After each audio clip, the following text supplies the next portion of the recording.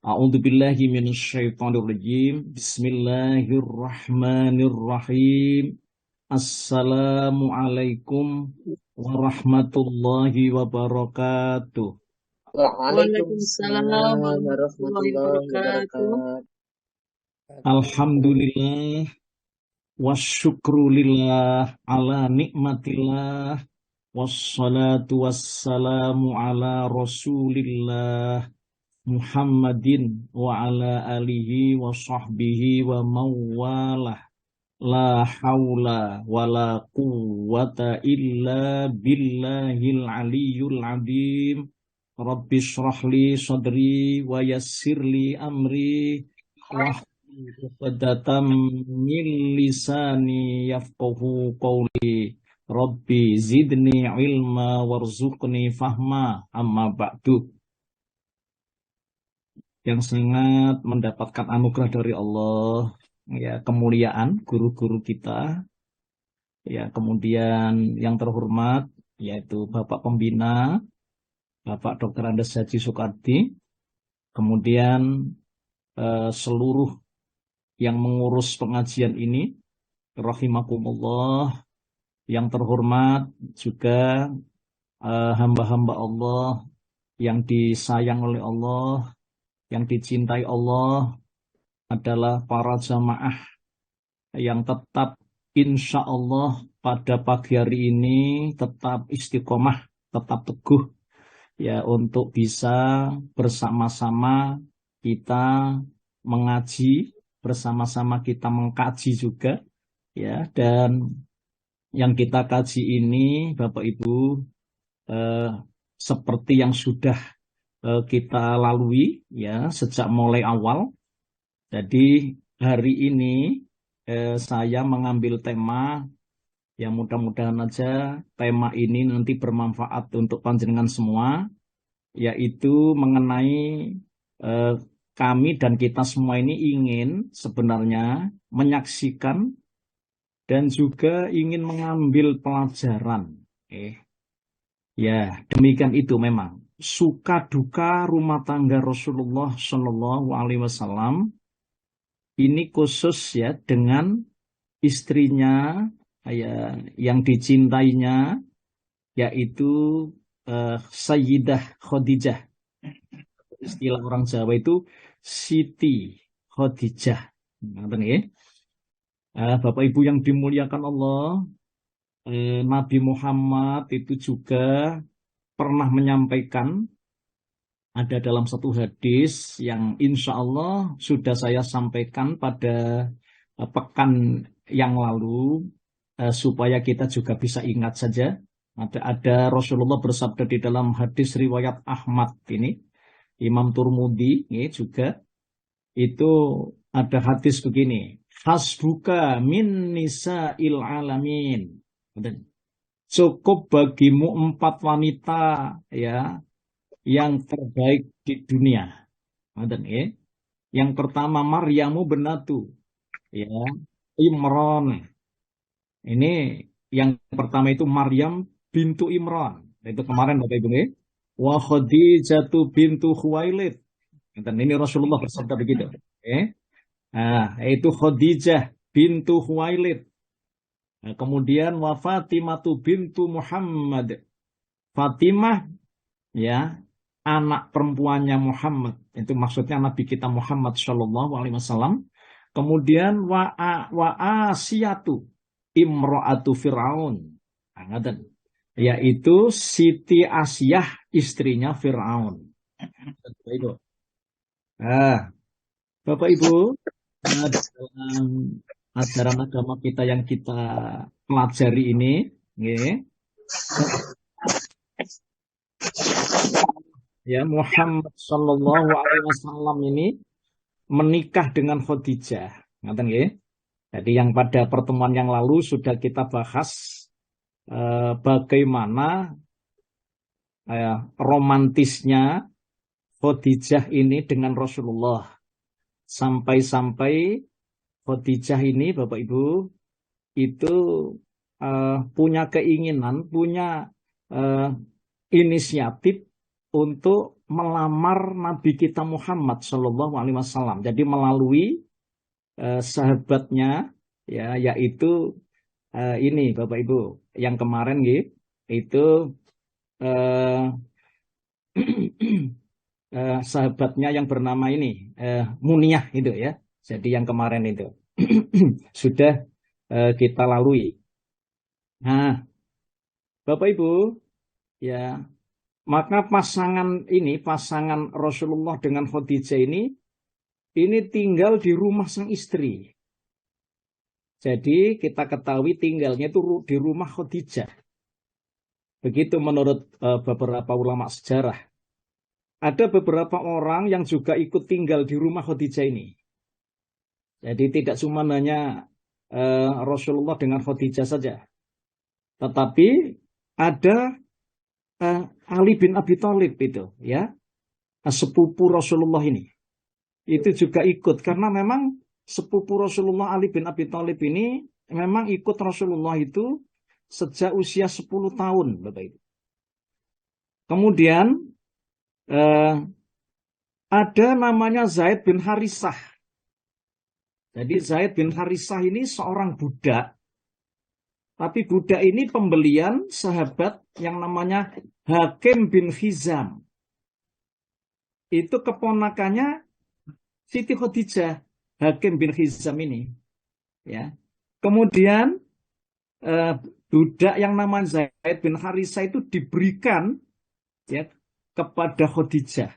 Itu sebagai hadiah. Lalu Khadijah itu memberikannya kepada Rasulullah Shallallahu Alaihi Wasallam.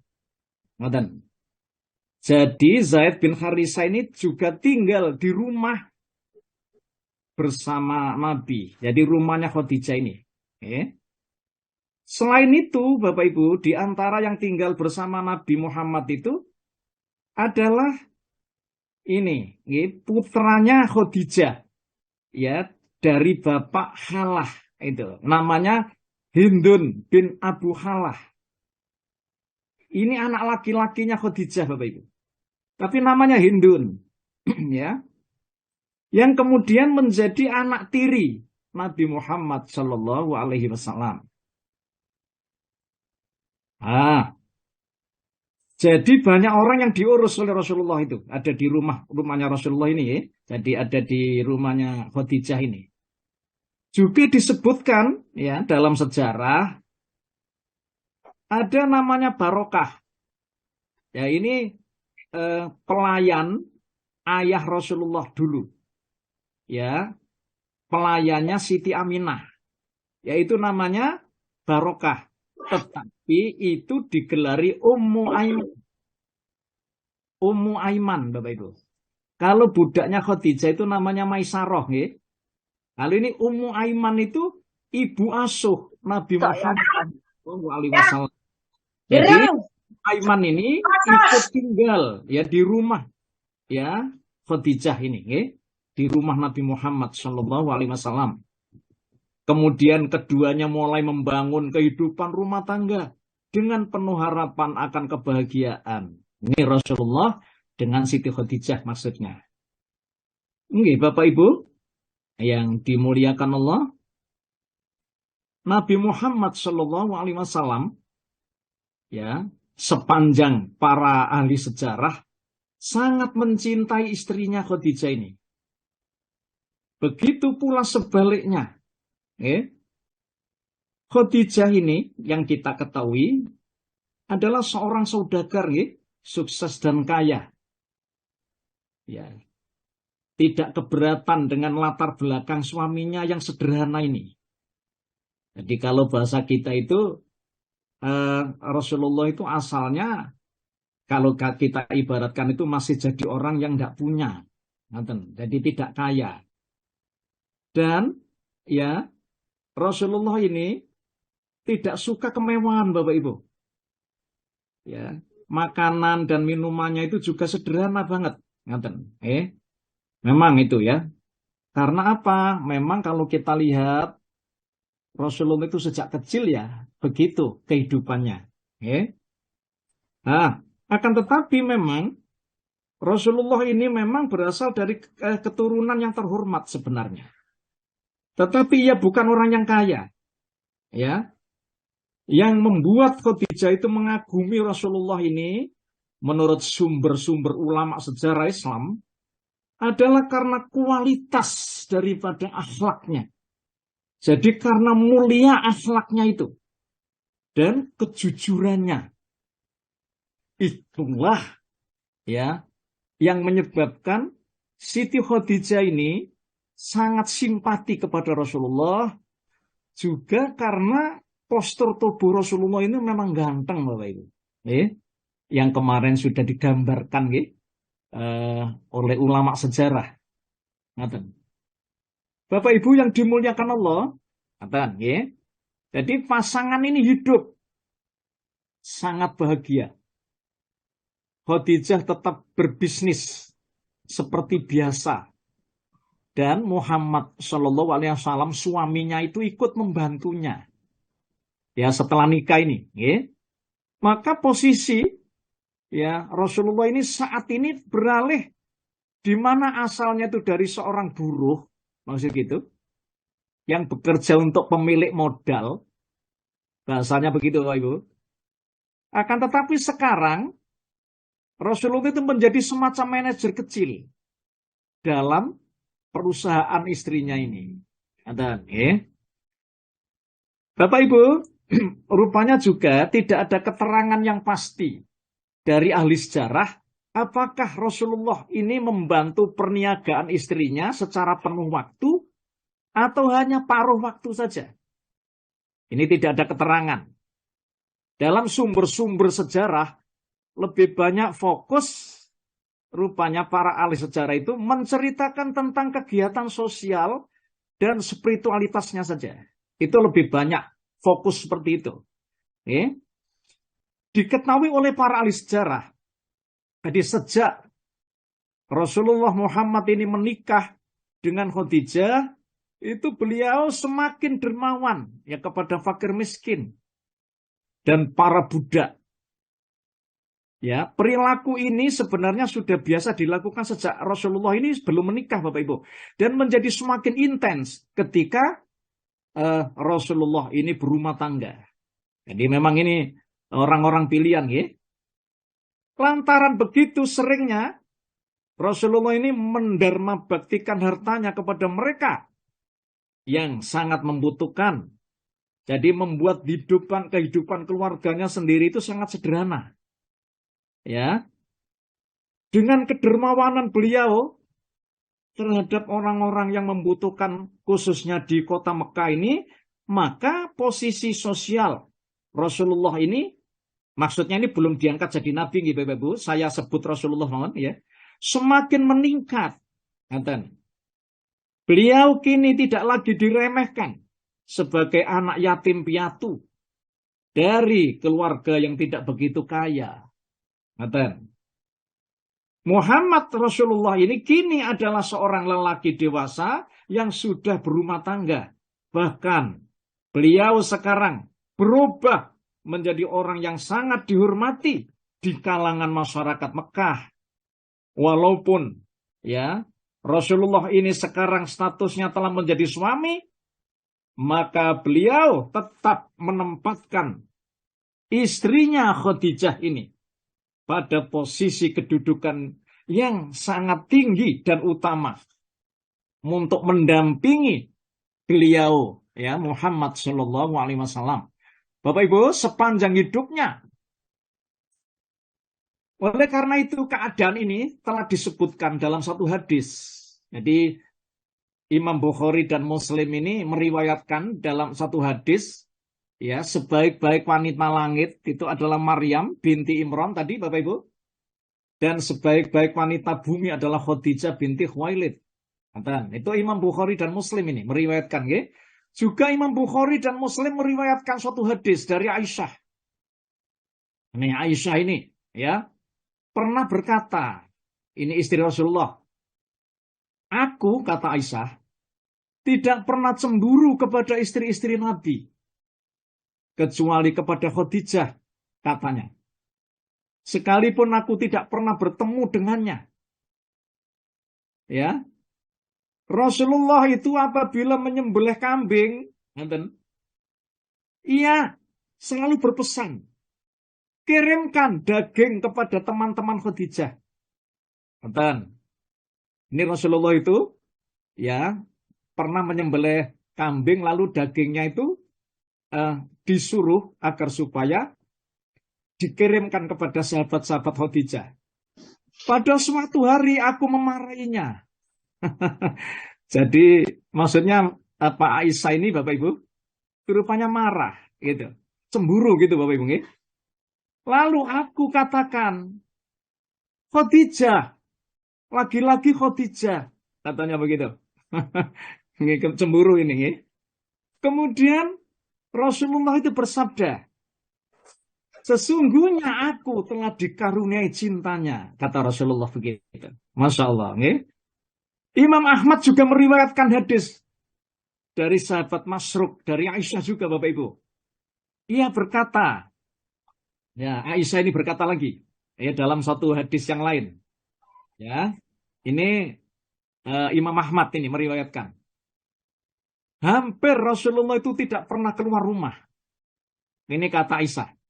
Sehingga menyebut Khadijah dan memujinya. Pada suatu hari Rasulullah itu menyebutnya. Sehingga menimbulkan kecemburuanku. Lalu aku katakan, bukankah ia adalah seorang yang sudah tua, di mana Allah telah menggantikannya untuk engkau, orang yang lebih baik darinya. Ini kata Aisyah begitu Bapak Ibu. Ya. Kemudian Rasulullah emosi pada saat itu. Jadi ada semacam kayak, ada marah gitu. Seraya bersabda, demi Allah, kata Rasulullah, Allah tidak menggantikan untukku orang yang lebih baik daripadanya. Masya Allah. Ya. Dia beriman ketika semua manusia itu ingkar kepadaku. Dia membenarkan aku ketika semua manusia itu mendustakan aku. Dia membelaku dengan hartanya ketika semua orang itu menghalangiku. Dan aku dikaruniai Allah anak-anak darinya. Sedang aku tidak dikaruniai anak ya dari istriku yang lainnya. Ini sabda Rasulullah Shallallahu Alaihi Wasallam. Jadi oleh karena itu Bapak Ibu, walaupun ya Rasulullah itu statusnya sebagai suami, kayaknya Rasulullah menempatkan posisi Khadijah ya ini rupanya pada posisi wanita-wanita yang sangat disayanginya, sangat dicintainya. Ulama sejarah mengemukakan kesan yang diperoleh dari rumah tangga Rasulullah ini dengan Khadijah bahwa Rasulullah sama sekali tidak memperhatikan faktor kesenangan jasadiah. Jadi sebenarnya Rasulullah itu tidak memperhatikan ya maksudnya itu kemolekan tubuhnya atau kesenangan jasadiah atau kecantikannya. Seandainya Rasulullah itu bertujuan hanya untuk itu, ini ulama sejarah ini, sebagaimana pemuda seusianya, niscaya beliau itu mencari seorang wanita yang lebih muda. Oh, ngerti Bapak Ibu. Ini analisanya kesan yang diperoleh oleh ahli sejarah. Atau minimal mencari wanita yang tidak lebih tua lah dengan Khadijah. Kalau ini memang Rasulullah itu kebutuhannya cuma hanya kesenangan jasadiah Bapak Ibu. Nampaknya ya Muhammad Shallallahu Alaihi Wasallam itu menginginkan Khadijah itu menjadi istrinya semata-mata karena kemuliaan akhlaknya ya di antara kerabat dan kaumnya. Sampai Khadijah itu mendapat julukan Afifah. Oh ya, kemudian juga mendapatkan julukan pada waktu masa jahiliyah itu dengan wanita yang suci, ya, atau hiroh. Bahkan pernikahan ini, Bapak Ibu, ini ulama sejarah, sampai bertahan 25 tahun hingga Khadijah ini wafat. Pada waktu itu usianya sampai mencapai 65 tahun. Sementara Rasulullah usianya sudah mencapai 50 tahun. Jadi maksudnya Rasulullah itu tidak memadu Khadijah. Gitu. Tidak mencari istri lain. Ya, selama istrinya Khadijah ini sampai Khadijah wafat, Bapak Ibu. Subhanallah. Okay? Jadi tanpa peduli selama masa ini untuk menikah dengan wanita atau gadis lain yang lebih cantik dan lebih menarik. Padahal usia antara 20 sampai 50 tahun itu, ini umumnya Bapak Ibu, itu merupakan masa bergejolaknya keinginan ya atau kecenderungan untuk menambah istri karena dorongan nafsu syahwat. Tapi Rasulullah Muhammad SAW telah melampaui masa tersebut tanpa memikirkan untuk mencari istri lain. Subhanallah. Ini analisanya ulama sejarah. Padahal ya, seandainya beliau mau, tentu beliau akan mendapatkan istri tanpa bersusah payah ya untuk menentang adat atau kebiasaan masyarakat. Apalagi beliau menikah dengan Khadijah yang sudah berstatus janda dan lebih tua daripadanya. Nonton Bapak Ibu.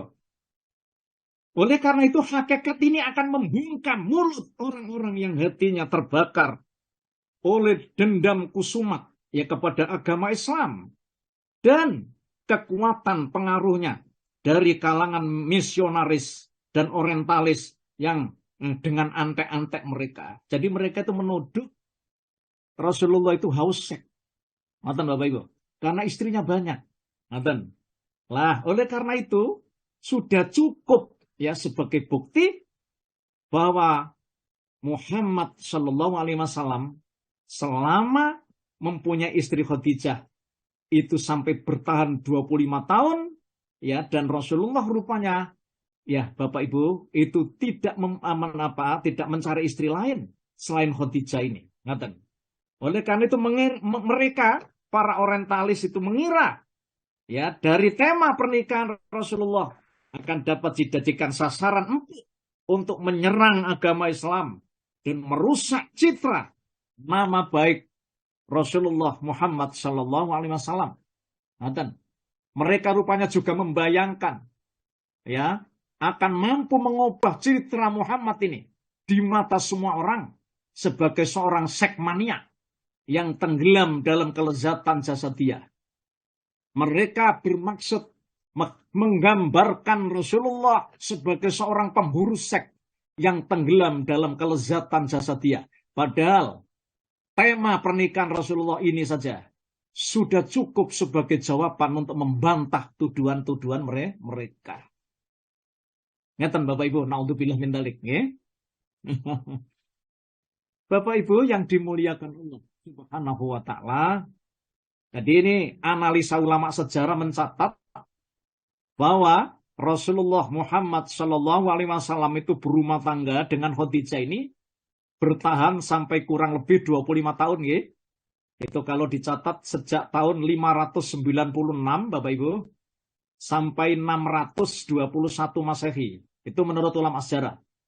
Dan dari pasangan ini Allah menganugerahkan 6 orang anak.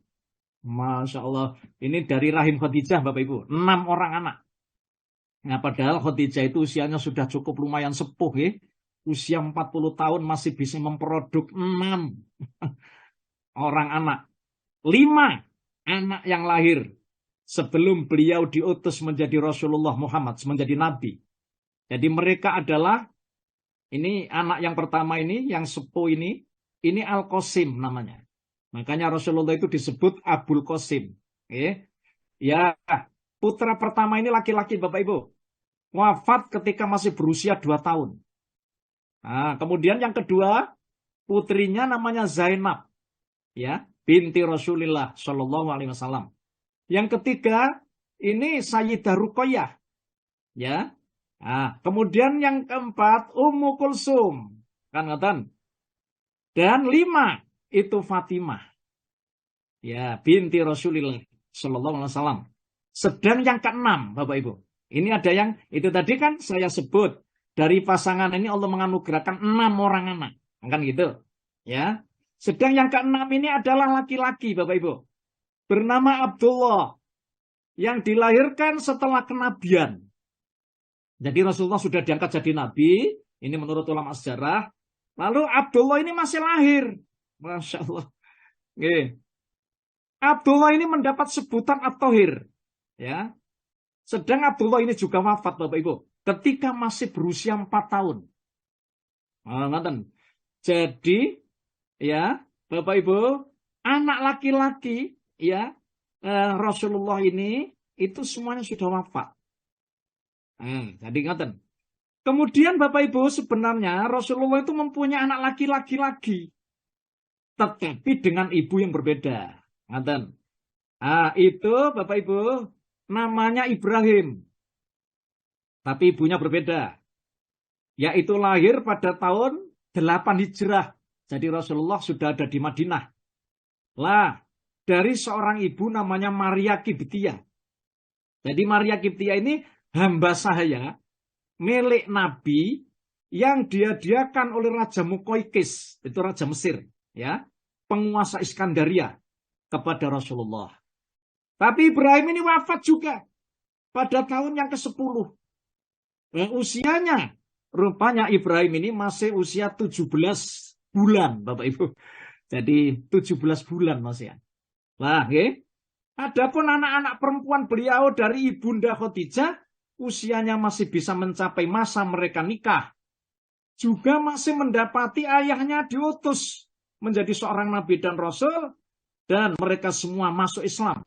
Ini putri-putri Rasulullah. Kemudian ikut berhijrah bersama Rasulullah itu ke Madinah, Bapak Ibu. Yaitu yang pertama, Sayyidah Zainab. Itu menikah dengan Abul As. Ya, jadi seorang sahabat ini rupanya Abul As ini juga masih ada keponakan Siti Khadijah. Lalu yang kedua itu Sayyidah Fatimah. Nah ini Siti Fatimah, putri Rasulullah, menikah dengan Ali bin Abi Thalib. Kemudian yang ketiga itu Sayyidah Ruqayyah, menikah dengan Utsman bin Affan. Lalu yang terakhir, yang keempat, Sayyidah Ummu Kulsum, menikah dengan Utsman bin Affan lagi, Bapak Ibu. Oleh karena itu Utsman ini mendapat sebutan Dzun Nurain, pemilik dua cahaya, karena menikahi dua putri Nabi Muhammad SAW, ya. Namun semua putri Rasulullah itu wafat semua, ya, meninggal dunia saat Rasulullah itu masih hidup, kecuali hanya satu saja, yaitu Sayyidah Fatimah. Dan Sayyidah Fatimah ini, Bapak Ibu, menikah ya dengan Ali bin Abi Thalib, itu namanya sepupunya yang dulu ikut kepada Nabi sejak usia 10 tahun di rumahnya. Nanten ya. Bapak Ibu yang dimuliakan Allah. Ini nanti akan kita lengkapi ya kisah berikutnya ya. Pada saat Rasulullah ini berumur 35 tahun, ya, belum diangkat jadi nabi, itu dalam tinjauan para ulama sejarah, ya. Orang-orang Quraisy itu sepakat untuk merenovasi pembangunan Ka'bah. Ini kejadian ya. Mereka ingin memberi atap pada Ka'bah, namun rasa khawatir, rasa takut, dan khawatir menyelimuti keinginan ya kaum Quraisy ini. Jadi takut, Bapak Ibu. Kenapa? Kalau misalnya Ka'bah itu dibongkar, itu jangan-jangan kemudian itu mendapat azab gitu. Jadi kekhawatirannya begitu. Seperti kejadian pada saat Raja Abraha yang maunya menghancurkan Ka'bah ini. Perasaan itu disebabkan karena kekhawatiran ada dampak yang tidak baik ya kepada kaumnya. Itu jika Ka'bah direnovasi. Jadi awalnya Ka'bah itu dibangun di atas ketinggian orang pada umumnya. Jadi cuma hanya ketinggian orang, Bapak Ibu. Pada saat itu Ka'bah itu masih pendek. Ya. Oleh sebab itulah mereka itu berkeinginan untuk meninggikannya dan memberi atap ya Ka'bah itu. Ka'bah adalah bangunan pertama yang didirikan atas nama Allah. Ya, rumah yang mula-mula dibangun sebagai tempat ibadah bagi manusia sejak ribuan tahun. Seiring perjalanan waktu, orang yang pertama merenovasi adalah bapak para nabi, yaitu Nabi Ibrahim alaihissalam. Beliau membangunnya mengikuti perintah Allah. Bapak Ibu yang dimuliakan Allah Subhanahu wa taala. Nuwun sewu ini Pak Ji Andi, mbok menawi sagedipun bikak Pak Ji. Itu Rupanya diabadikan Allah, Pak. Ada di surat Al-Baqarah, surat yang kedua, ayat 127, Pak Ji. Saya bacakan ya. Iya, Ustaz. Jadi dengan hormat Bapak Ibu, Nabi Ibrahim ini sebenarnya itu merenovasi. Ngaten lah. Jadi tidak membangun Ka'bah, maksudnya itu total mulai awal, tidak. Jadi Ka'bah itu memang sejak mulai zaman Nabi Adam itu sudah ada di situ. Karena yang bangun Ka'bah itu adalah Nabi Adam, ya. Ngoten. Lah ini jadi Ibrahim ini rupanya meninggikan pada saat itu juga merenovasi. Mari saya bacakan. A'udzu billahi minasyaitonir rajim. Wa idh yarfa'u Ibrahimul qawa'ida minal baiti wa Ismail. Rabbana taqabbal minna innaka antas sami'ul alim. Bismillahirrahmanirrahim. Dan ingatlah ketika Ibrahim meninggikan pondasi Baitullah bersama Ismail seraya berdoa, ya Tuhan kami, terimalah amal dari kami. Sungguh Engkaulah yang Maha mendengar, Maha mengetahui. Iya, itu Pak Ji. Jadi ayat ini maksudnya kita ingin tahu bahwa Ka'bah itu dulu sudah pernah direnovasi oleh Bapak para Nabi, hamba Allah, ya, yaitu Nabi Ibrahim, ya, bersama putranya namanya Ismail itu. Ngoten mawon, ya. Jadi pada awalnya ketika kaum Quraisy itu ingin memulai pekerjaannya untuk merenovasi Ka'bah ini ketika Rasulullah itu usia 35 tahun ini, Bapak. Mereka itu membagi tugasnya masing-masing begitu ya. Jadi bagian pintu itu menjadi jatah Bani Abdul Manaf, ngoten nggih. Kemudian ada rukun Yamani, yaitu gitu ya. Jadi antara rukun Aswad dan rukun Yamani itu menjadi jatah Bani Makhzum dan kabilah-kabilah yang bergabung kepada mereka. Dinding-dinding tembok Ka'bah menjadi jatah Bani Jumah dan Sahm bin Amr bin Hubais bin Ka'ab bin Lu'ai. Dan ada ini sudah bagian-bagian ya. Setiap kabilah itu dibagi-bagi ngoten. Lalu kemudian pojok letak Hajar Aswad itu menjadi jatah Bani Abduddar bin Qusay. Nah itu begitu. Nah, menurut Ibnu Ishaq, Bapak Ibu, ini seorang ulama ya, ahli tafsir dan hadis atau ahli sejarah. Orang-orang Quraisy saat itu dilanda kekhawatiran itu untuk melakukan renovasi terhadap Ka'bah itu, maka bangkitlah ada seorang yang namanya ini sudah dihormati, yaitu Al-Walid bin Al-Mughirah. Ia meruntuhkan Ka'bah itu, Masya Allah, dengan diikuti orang-orang Quraisy. Hingga pemugaran Ka'bah itu memasuki tahap pemasangan pondasi ya, Nabi Ibrahim alaihissalam. Jadi pondasi tersebut terbuat dari batu hijau, itu berbentuk seperti punuk unta yang saling menempel lengket antara satu dengan lainnya. Begitu. Ketika pembangunan sampai pada posisi Hajar Aswad, maka terjadilah pertikaian Bapak Ibu antara mereka. Jadi para kabilah itu rupanya terjadi pertikaian, ya, tentang siapa yang berhak meletakkan Hajar Aswad itu pada posisi semula. Kan ngeten kisahnya demikian, ya. Semua suku berkeinginan itu melakukannya karena kemuliaan Hajar Aswad itu bagi mereka. Pertentangan terus terjadi, ya, bahkan semakin membesar hingga nyaris ya terjadi pertumpahan darah di Masjidil Haram itu. Masya Allah. Jadi cuman hanya berebut ingin meletakkan Hajar Aswad itu pada posisinya saja sudah terjadi berantem, Bapak Ibu.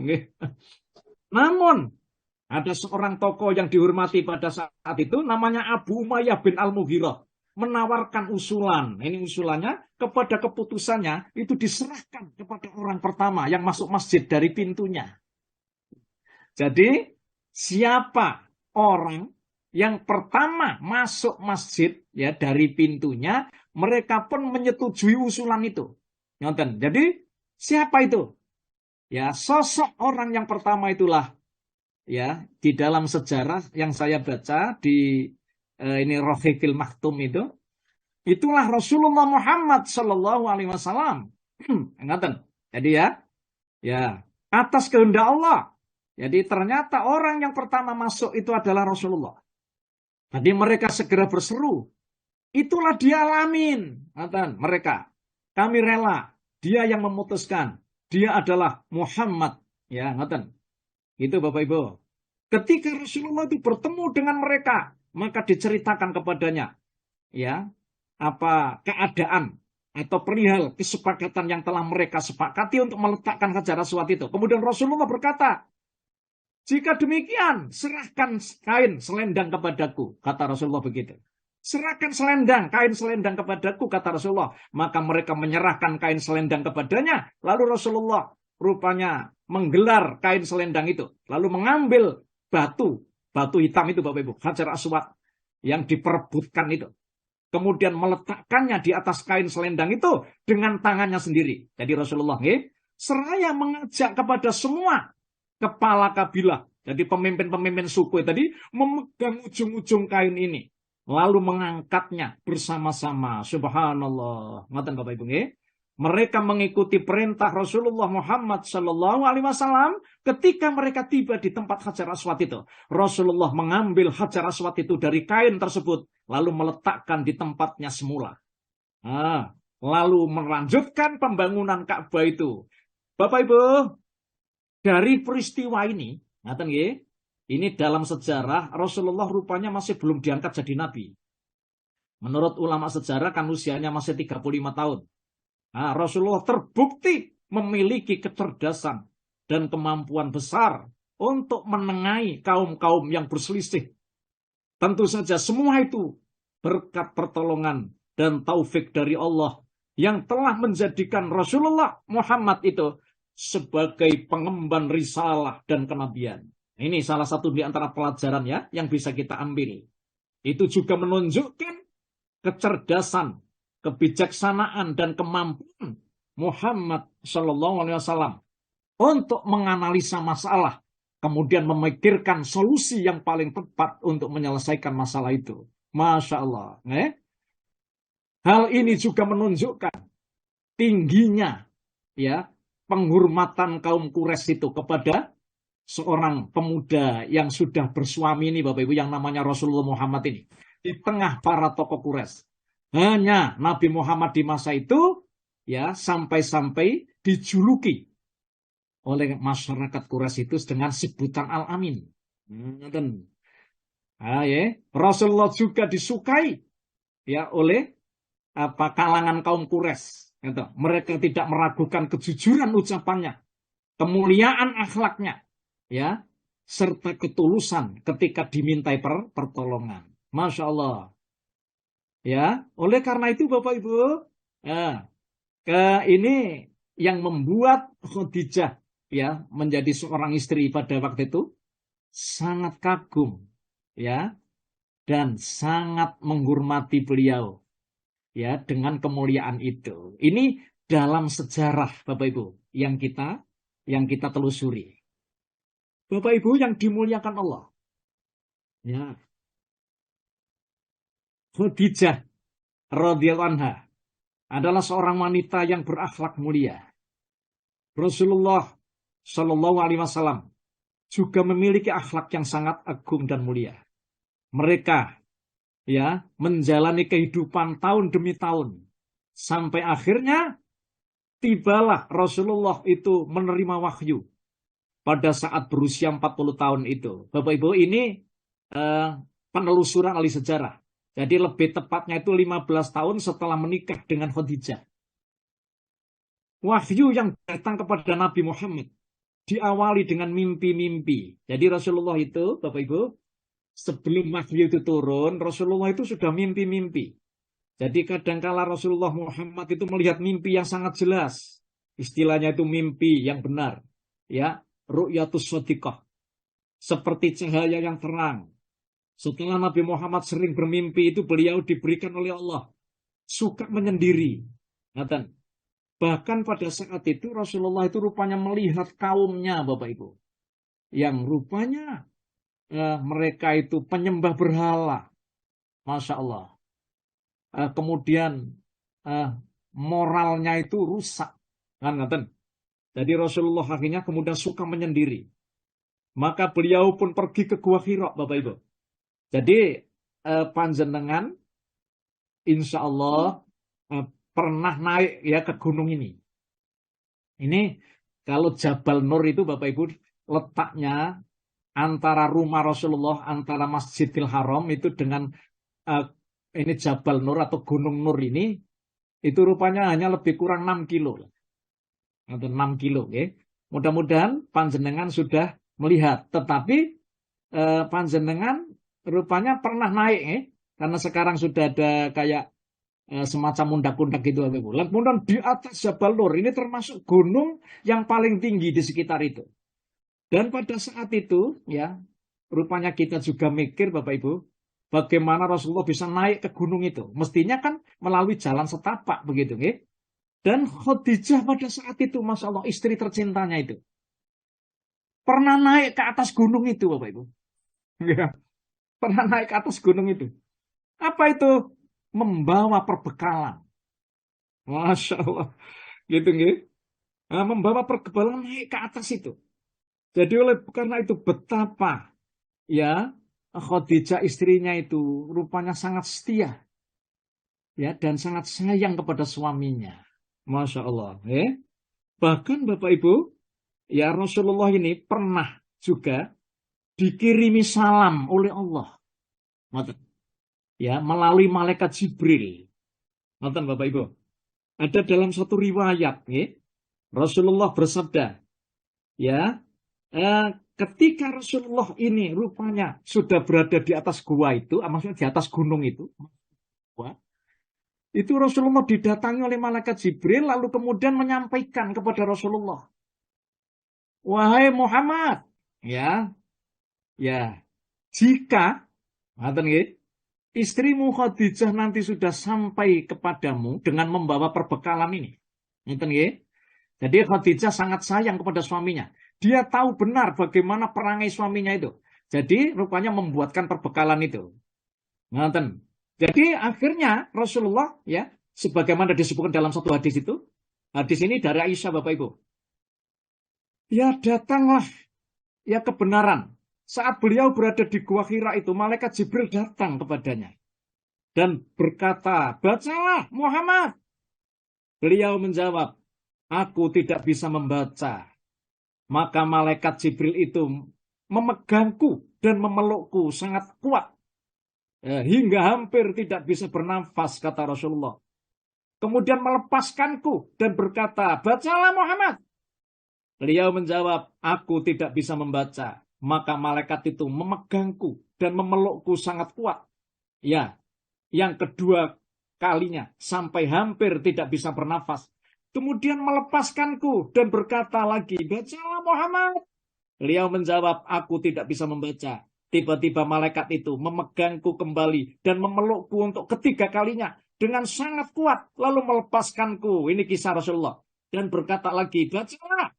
Ya, ini Iqra bismi rabbikal ladzi khalaq.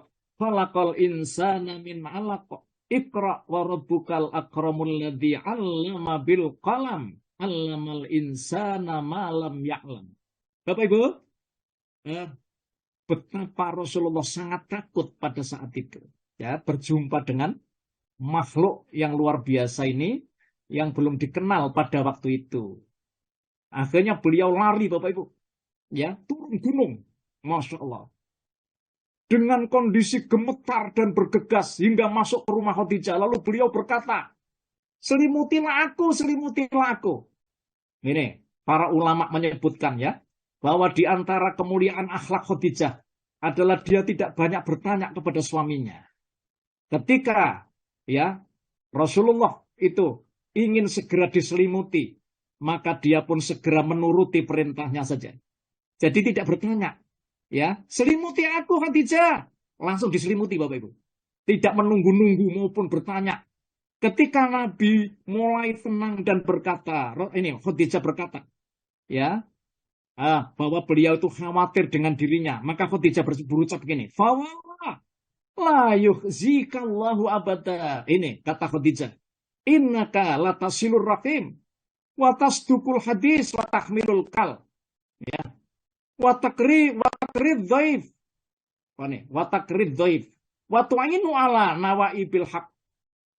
Khadijah berkata, demi Allah, dia tidak akan menghinamu selama-lamanya. Sungguh, engkau adalah orang yang suka menyambung tali silaturahmi. Engkau adalah selalu berkata jujur. Ya, pemikul beban orang lain yang susah. Memuliakan tamu, serta menolong orang yang menegakkan kebenaran. Bapak Ibu, setelah itu Khadijah pergi bersama Nabi menemui Waraqah bin Naufal. Nah ini Bapak Ibu yang kemarin sudah saya sampaikan. Jadi Waraqah bin Naufal itu sepupu Khadijah. Ia adalah saudara dari ayahnya Khadijah. Jadi Waraqah telah memeluk agama Nasrani sejak zaman jahiliyah. Ia pandai menulis Alkitab dalam bahasa Arab. Maka disalinnya kitab Injil dalam bahasa Arab. Seberapa yang dikehendaki Allah untuk dapat ditulis.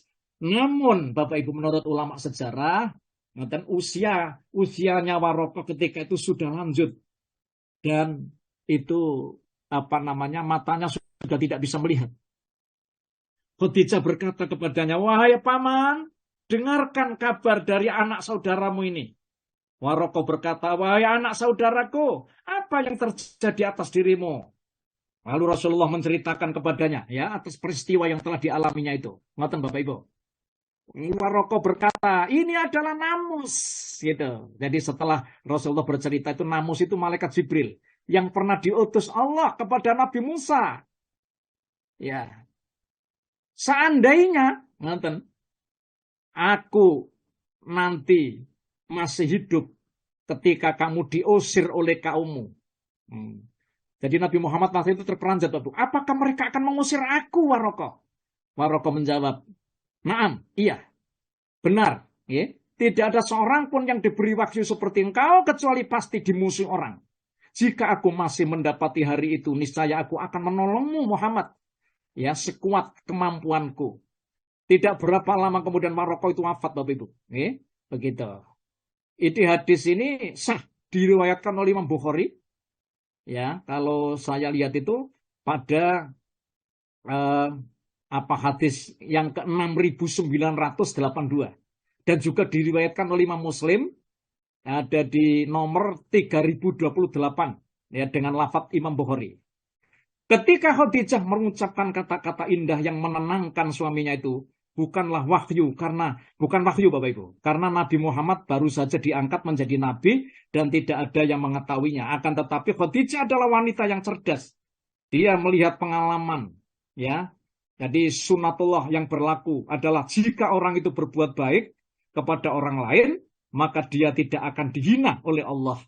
Matan, ini rupanya Khadijah itu di awalnya sudah membenarkan gitu ya. Ya.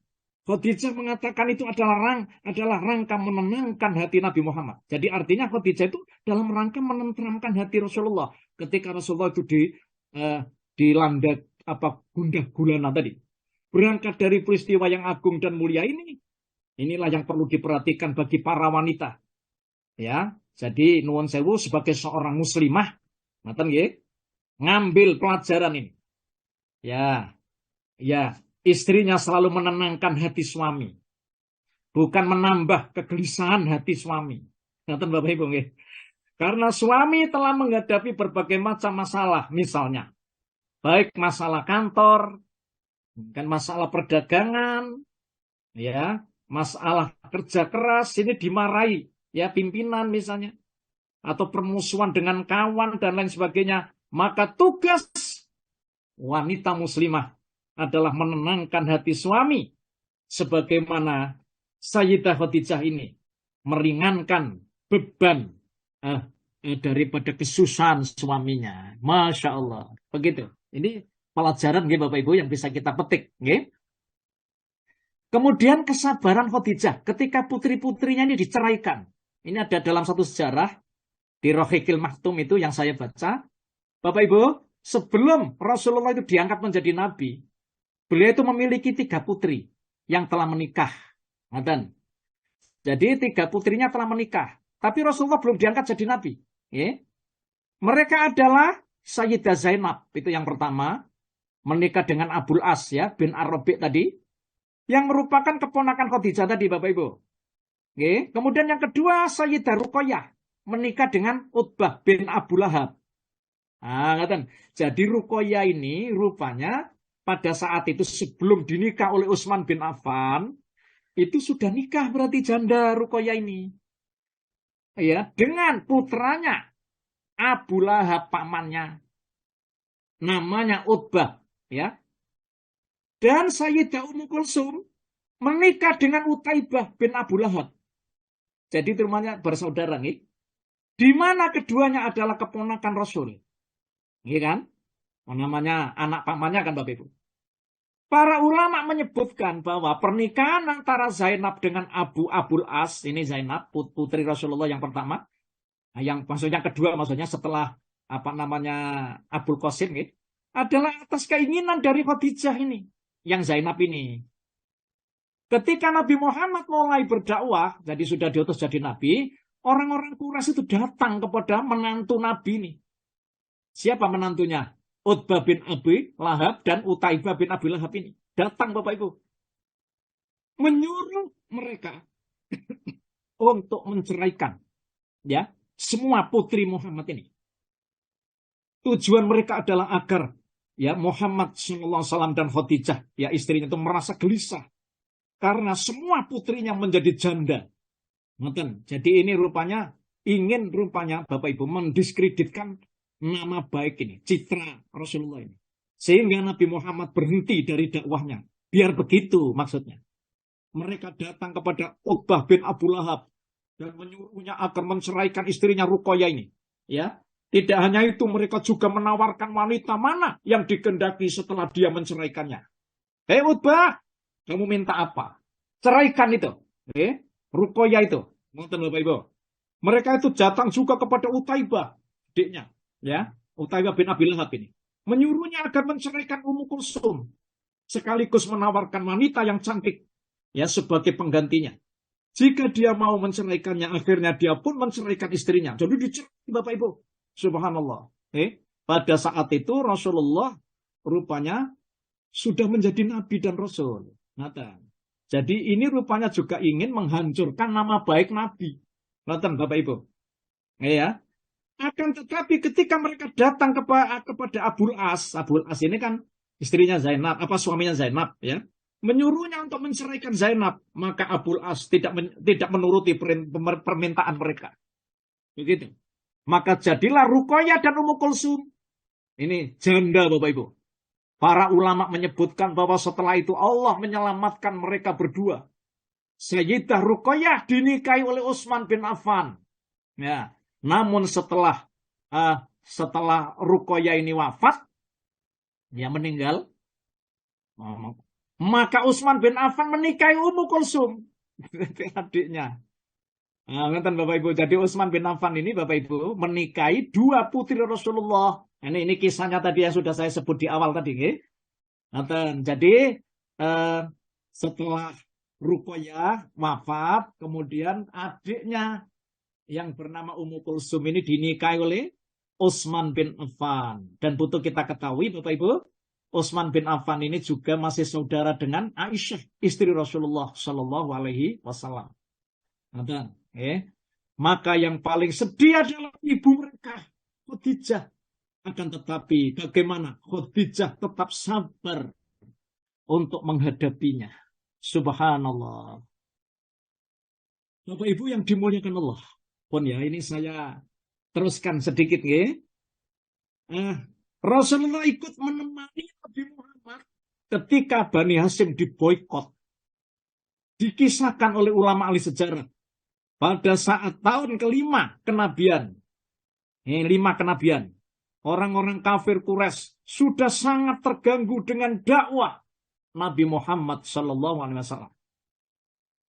Akhirnya mereka sepakat Bapak Ibu membuat perjanjian yang telah mereka setujui. Lalu ya perjanjian itu ditempelkan di dinding Ka'bah. Kemudian mereka memboikot Bani Hasyim. Ya, karena boikot tersebut mengakibatkan Bani Hasyim harus tinggal ada di lembah Abu Thalib. Jadi ada namanya isinya Wadi Abu Thalib. Ada Wadi Fatimah itu ya. Jadi tinggal di lembah-lembah itu. Seluruh kabilah Quraisy dilarang untuk bermuamalah. Maksudnya itu transaksi jual beli. Jadi apa saja pokoknya. Itu dilarang semuanya dengan Bani Hasyim. Khadijah radhiyallahu anha bukan dari Bani Hasyim, tetapi beliau selalu ikut mendampingi Nabi Muhammad, suaminya. Bapak Ibu, pemboikotan ini terjadi selama 3 tahun. Tidak ada makanan di antara mereka. Ketika mereka itu berjualan, tidak ada yang beli Bapak Ibu dagangan mereka. Masya Allah. Ketika mereka tidak membeli orang-orang Quraisy, tidak menjual barang kepada mereka. Sehingga semuanya itu mengakibatkan mereka kelaparan. Banyak anak-anak yang meninggal dunia. Ya, ini ada salah seorang sahabat namanya Abdullah bin Abbas berkata, ini berkata ini. Husirna fi sya'bi salasa sinin wa qata'u annal mirah hatta inna rajula la yakhruju bin nafaqati fama yubayi'u hatta yarji'a hatta halaka man halaka. Kami ditahan di lembah selama 3 tahun. Mereka menahan makanan kepada kami. Sampai-sampai seorang laki-laki keluar untuk mencari nafkah. Itu tidak bisa berjual beli. Hingga pulang dengan tangan kosong. Hingga banyaknya orang yang meninggal dunia. Masya Allah. Sampai suatu ketika. Ada seorang sahabat namanya Sa'ad bin Abu Waqqas. Ya, berkisah. Ini ada Sa'ad bin Abi Waqqas ini berkisah Bapak Ibu. Ketika orang-orang kafir menyiksa dan memboikot Rasulullah bersama kaum muslimin. Ini beliau berkata, Sa'ad bin Abi Waqqas ini.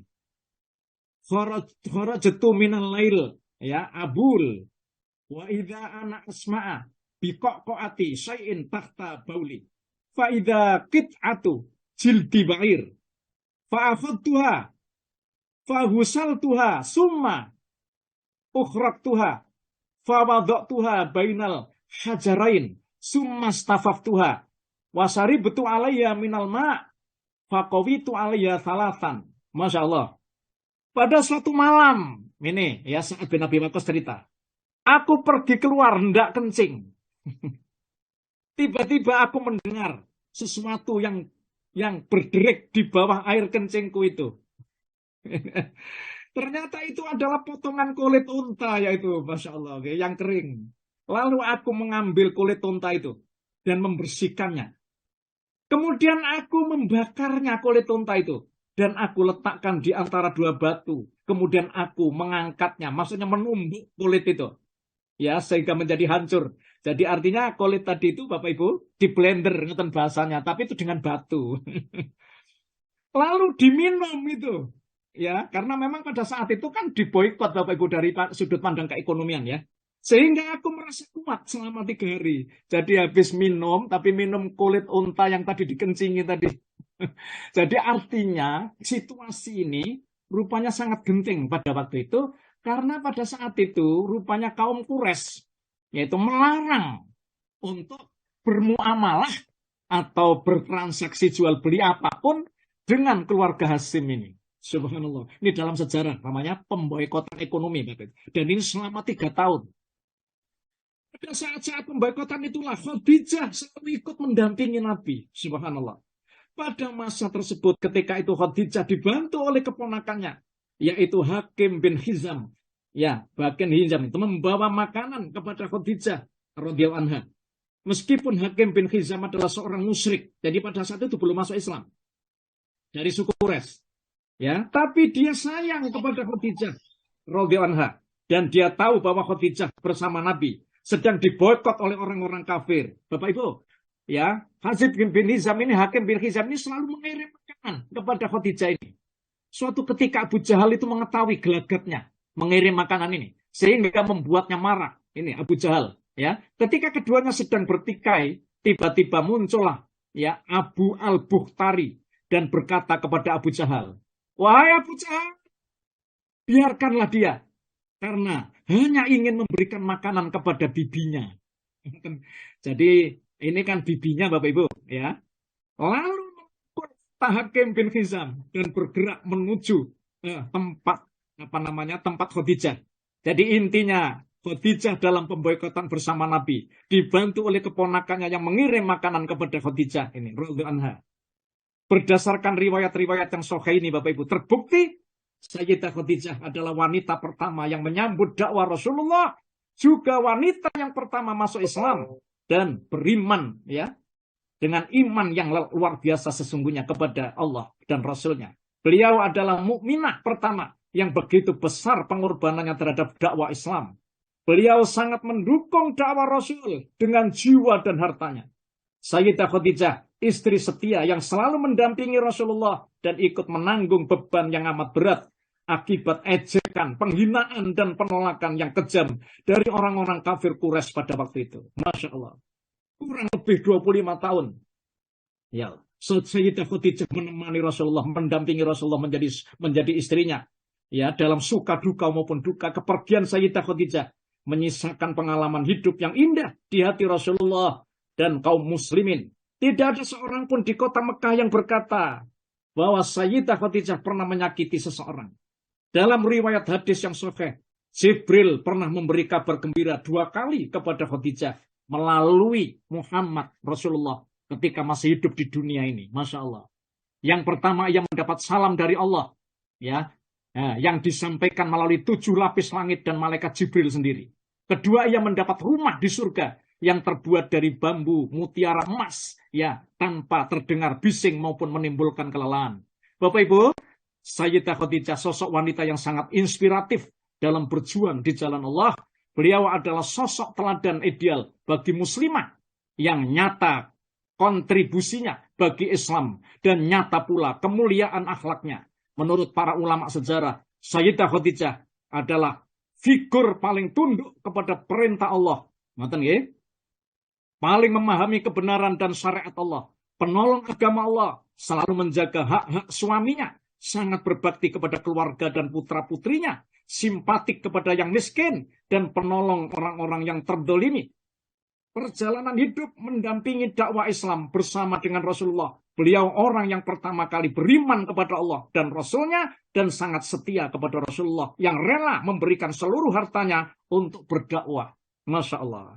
Ringkasnya, 25 tahun rumah tangga Nabi Muhammad dan Khadijah diliputi kebahagiaan dan ketentraman. Dan dalam rentang waktu itu pula, Rasulullah Muhammad tidak memadu Khadijah, istrinya ini.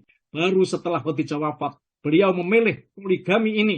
Berarti periode poligami Muhammad lebih singkat, hanya 12 tahun saja dibandingkan dengan masa monogaminya. Ya, sebegitu besar cinta Muhammad kepada Khadijah, hingga kelak beberapa istri kadang merasa cemburu, suatu hal yang sangat manusiawi. Bapak Ibu yang dimuliakan Allah, inilah yang butuh kita dari. Nah, bahkan Rasulullah sering memuji-muji, menceritakan rasa cintanya kepada istri pertamanya ini. Nah, dalam suatu riwayat hadis, Rasulullah dengan lisannya sendiri memuji kemuliaan Khadijah. Masya Allah. Ini Rasulullah ya, diriwayatkan oleh Siti Aisyah, Bapak Ibu. Ngaten nggih? Cukup bagimu 4 wanita terbaik di dunia, yaitu Maryam binti Imran, Khadijah binti Khuwailid, Fatimah binti Muhammad, dan Asiyah binti Fir'aun. Imam Bukhari juga dan Imam Muslim ya meriwayatkan suatu ketika Jibril mendatangi Nabi sambil mengatakan pada beliau, ini rupanya Khadijah telah datang dengan membawa sebuah bejana yang berisi lauk, makanan dan minuman. Jika ia telah sampai kepadamu Muhammad, katakan padanya bahwa Robnya, Tuhannya, dan diriku mengucapkan salam untuknya. Dan kabarkan pula bahwa untuknya rumah di surga dari emas nyaman. Ya, yang nyaman, tidak bising dan tidak merasa lelah. Bapak Ibu, kesetiaan Khadijah menemani Nabi Muhammad juga terlihat dari riwayat-riwayat betapa Rasulullah sering menyebut namanya, memuliakan teman-temannya sepeninggal beliau, sampai-sampai Rasulullah mengucapkan sebuah kalimat di hadapan Aisyah yang menjelaskan kedudukan Khadijah di hati beliau. Ini qad ruziktu hubbaha. Sungguh Allah telah menganugerahkan kepadaku rasa cinta kepada Khadijah. Bapak Ibu, kesetiaan dan keutamaan Ummul Mukminin ini, ya, itu sulit untuk dilupakan. Khadijah wafat 3 tahun sebelum hijrah Nabi Muhammad ke Madinah Jadi 3 tahun sebelum hijrah. Itu Khadijah sedo. Saat itu beliau sudah berusia 65 tahun. Rasulullah sendiri yang turun membopong jenazah istri yang dicintainya itu dengan tangannya yang mulia. Beliau sendiri juga yang memasukkan dan meletakkan jenazahnya ke liang kuburnya. Wafatnya Khadijah sangat berdekatan waktunya dengan wafat pamannya Rasulullah. Jadi nuwun sewu Bapak Ibu, paman Rasulullah sedo lebih dulu, ya, kemudian 16 hari, gitu ya. Itu lalu Khadijah sedo. Makanya pada tahun itu ulama sejarah mengistilahkan namanya Amul Huzni. Itu tahun susah. Ngerti nggih? Oleh karena itu Rasulullah benar-benar merasa sedih Bapak Ibu dengan wafatnya 2 orang yang beliau cinta ini. 2 orang penolong dakwahnya, ditambah lagi sang paman wafat dalam keadaan berada di atas agama nenek moyangnya. Artinya pamannya itu rupanya tidak mau membaca syahadat ya ketika wafat itu, ketika detik-detik terakhir ya wafat ini. Bagaimana rumah tangga dibangun, kemana institusi keluarga akan diorientasikan, formula apa yang dipakai untuk sukses hidup bersama sebagai keluarga, lalu apa kiat dalam menghadapi tantangan dan badai dalam berumah tangga. Bagaimana cara agar rumah tangga lebih hidup dan lebih giat lagi dalam membangun visi dan misi keluarga yang mulai buram. Bagaimana memperbaiki situasi rumah tangga, utamanya hubungan suami istri sebagai sentral atau ujung tombak harmonisasi sebuah keluarga. Bagaimana pula suami istri seharusnya bersikap, bagaimana komunikasi yang sehat antara keduanya agar tetap terjalin. Bagaimana benang-benang kasih terajut dalam kemesraan. Masya Allah. Untuk mewujudkan itu semuanya, tentu saja rumah tangga Rasulullah lah sebagai public figure, paripurna, dan referensi paling ideal dan paling utama bagi hamba Allah yang beriman, yang harus diteladani. Sehingga apa yang diikrarkan Nabi, al-baiti jannati, rumah tanggaku adalah laksana bagaikan aku hidup di dalam surga ini, bisa terwujud kepada rumah tangga kita. Amin ya robbal alamin. Masya Allah. Begitu. Nuwun sewu, ini Pak Haji Azwar. Saya serahkan kepada panjenengan. Terima kasih.